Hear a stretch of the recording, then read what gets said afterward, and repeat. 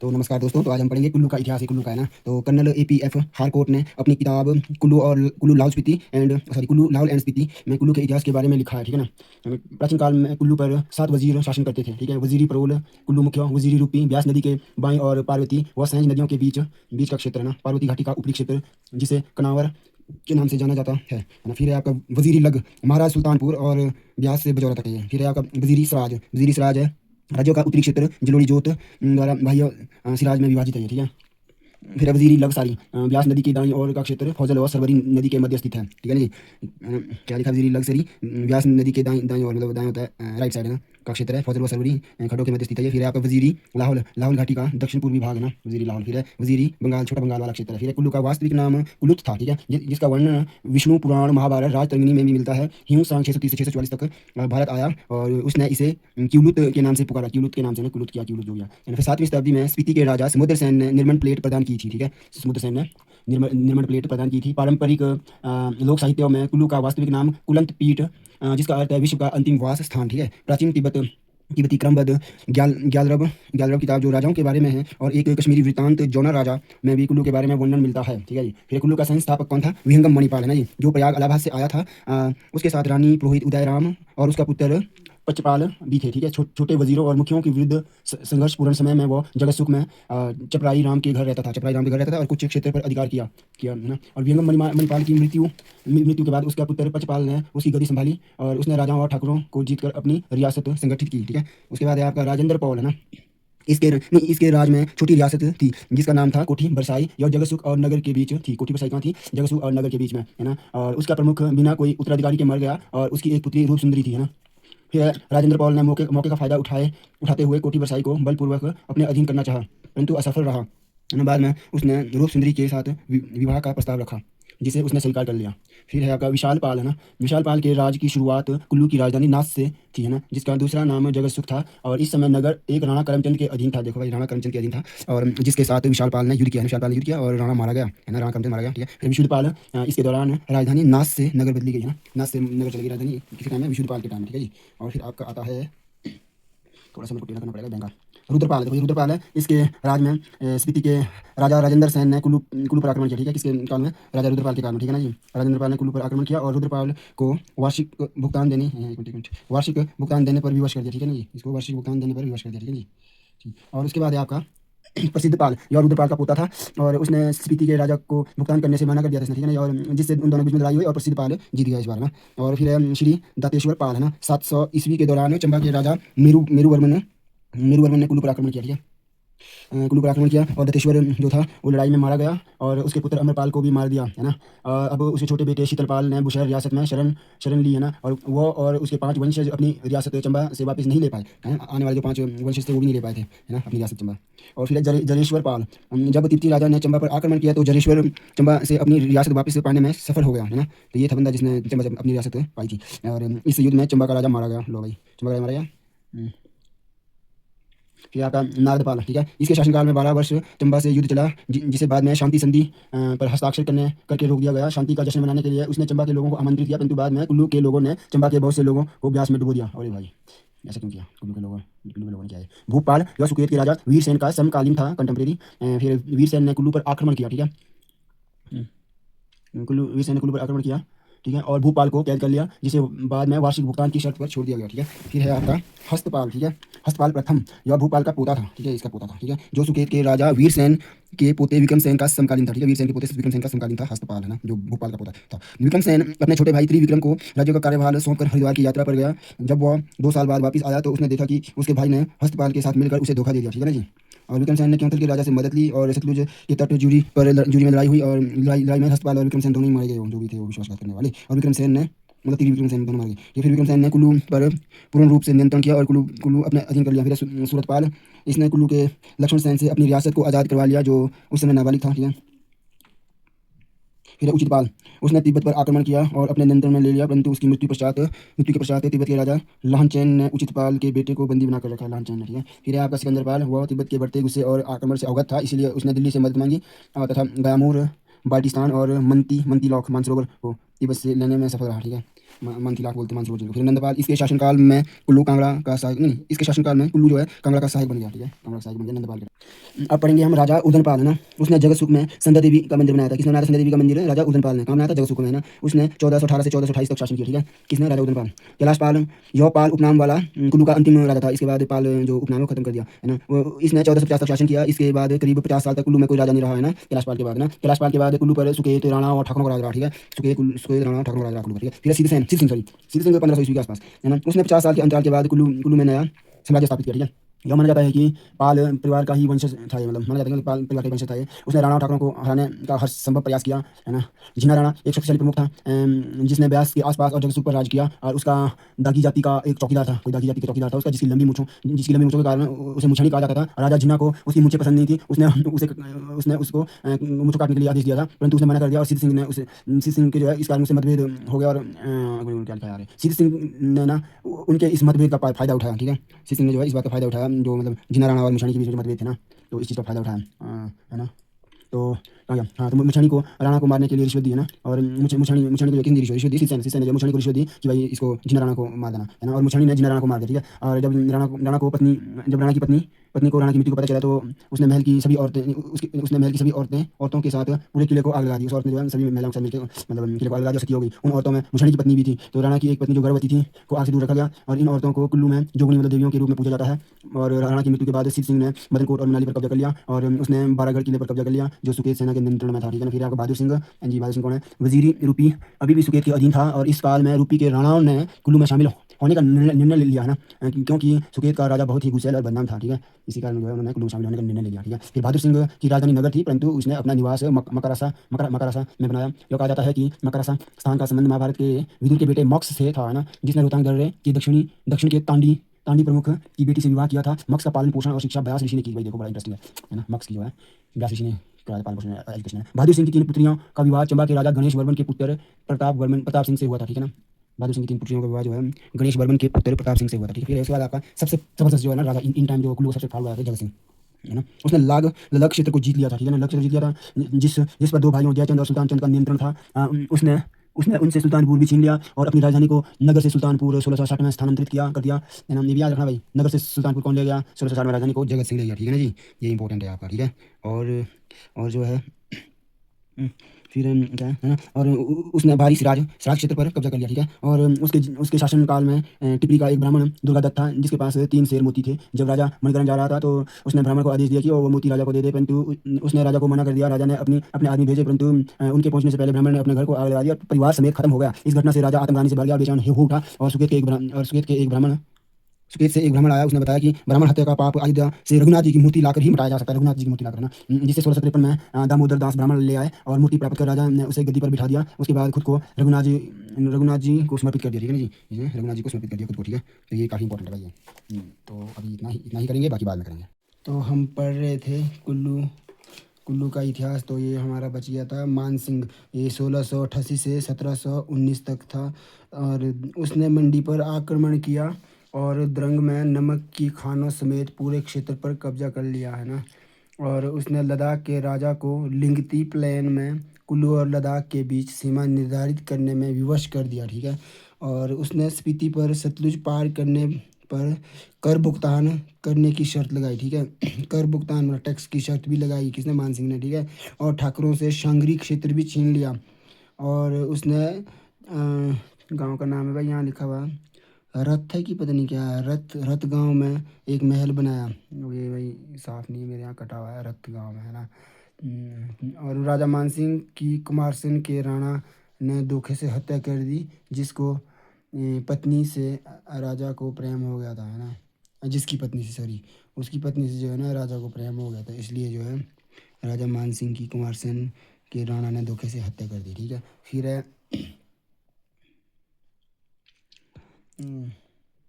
मतलब राजा नहीं, राज सिंह 1719 से 1731 तक रहा। उसके काल में गुरु गोविंद सिंह मुसलमानों के विरुद्ध कुल्लू के राजा से मदद मांगने आए थे, परंतु राजा ने उनकी मदद करने से इनकार कर दिया, है ना।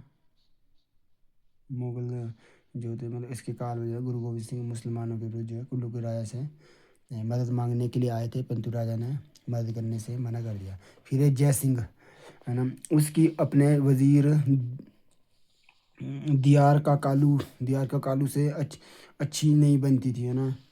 उसकी अपने वजीर दियार का कालू से अच्छी नहीं बनती थी और इसीलिए उसने वजीर को देश से निकाल दिया।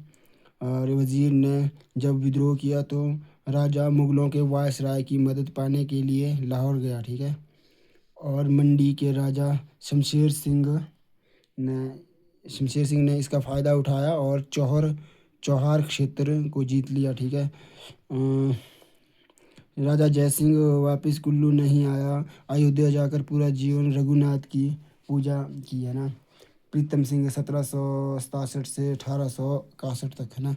भाई ये थोड़ा मिस प्रिंट है, 1861 होना है शायद, नहीं वही 1767 से 1861, ये तो बड़ा लंबा, पर ये गलत है, 1806 है, सॉरी 1767 से 1806 है ये जो लास्ट में एक है ना, ये तो गलत है, इसमें लिखा ये नहीं है, 1806 है इसका।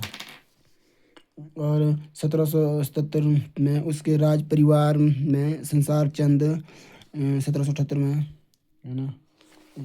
तो हम कुल्लू का इतिहास पढ़ रहे थे, प्रीतम सिंह, है ना। 1767 से 1806 था ये। 1778 में उसके राज में संसार चंद जो कांगड़ा के राजा थे, शमशेर सेन मंडी के राजा, राज सिंह चंबा के राजा की संयुक्त सेना ने कुल्लू पर आक्रमण किया, है ना। उन्होंने बंगाल क्षेत्र पर कब्जा कर दिया और वजीर भागचंद पकड़ा गया, ठीक है। फिर है विक्रम सिंह 1806 से 1816। 1809 में कांगड़ा का किला महाराजा रणजीत सिंह के अधिकार में चला गया, ठीक है ना। और जिसे कुल्लू को भुगतान देने पर विश्व जिसने मतलब कुल्लू को भुगतान देने पर विवश कर दिया, है ना। 1813 में ये क्या होना लिखा पत्नी अब यार, मोखम या गोखम पत्नी क्या मोखम चंद के अधीन सिख सेना ने दुलची दर्रे के रास्ते कुल्लू में प्रवेश किया, ठीक है ना जी। मोखम चंद के अधीन सिख सेना ने दुलची दर्रे के रास्ते कुल्लू में प्रवेश किया और उन्होंने राजा से 50,000 की मांग की, 50,000 रुपीज़ की मांग की। जब राजा ने मना किया तो सिख सेना ने क्षेत्र को तहस नहस कर दिया और राजा गांव सांगला भाग गया, है ना। फिर है आप अजीत सिंह 1816 से 1841 तक रहा। यह राजा विक्रम सिंह का की रानी से पैदा हुआ पुत्र नहीं था, ठीक है ना। ये अजीत चंद जो था विक्रम सिंह की रानी से पैदा हुआ पुत्र नहीं था। उसने उसे मंडी के राजा ने राजा बनाया ना, है ना। है ना, मंडी के राजा ने उसको राजा बनाया। अजीत चंद के चाचा कृष्णचंद या कृष्णचंद ने कांगड़ा की मदद से उसे हराया, परंतु जल्द ही अजीत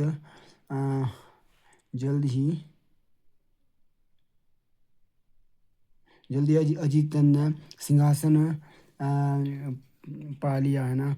जिसे मंडी के राजा और उसके वजीर शोभा सिंह ने उसकी मदद की थी, है ना। मतलब इसमें मतलब जिसमें और 1817 में उसने काबुल के पूर्व अमीर शाह शुजा को शरण दी। अब रंजीत सिंह ने उसे पकड़ने के लिए सेना भेजी, है ना।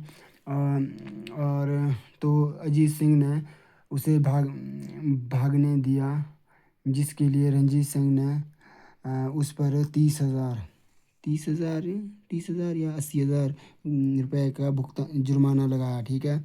इस बड़ी रकम को चुकाने के लिए उसने स्पीति में लूटपाट की और जानकर पर ये नहीं कौन सी जगह है, जनकार है या जानकर पर झांकर पर झांसकर या जानकार नहीं क्या झांकर पर चढ़ाई करने में कुल्लू की मदद की, है ना।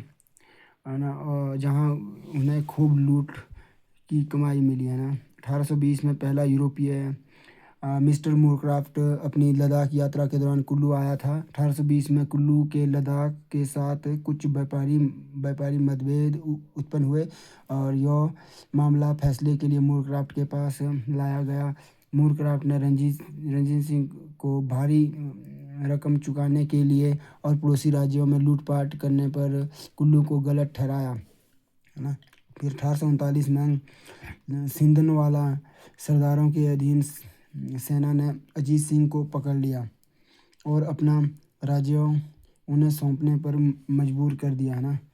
जब सिख सेना ने राजा राजा को लेकर बाहरी सराज से बसलो दर्रा होकर वापस जा रही थी तो कुल्लू के लोगों ने उन पर घात लगाकर हमला कर दिया है ना और राजा को छुड़ा दिया है ना। इस सब में करीब 1000 सिख सैनिक मारे गए है ना जी, है ना। और राजा ने अपनी पुरानी रियासत शांगरी में शरण ली जो अब अंग्रेज़ों के अधीन थी।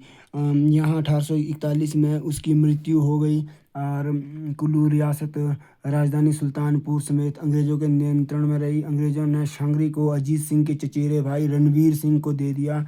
सिखों ने अजीत के दूसरे चचेरे भाई ठाकुर सिंह को वजीरी रूपी का राजा चुना, ठीक है।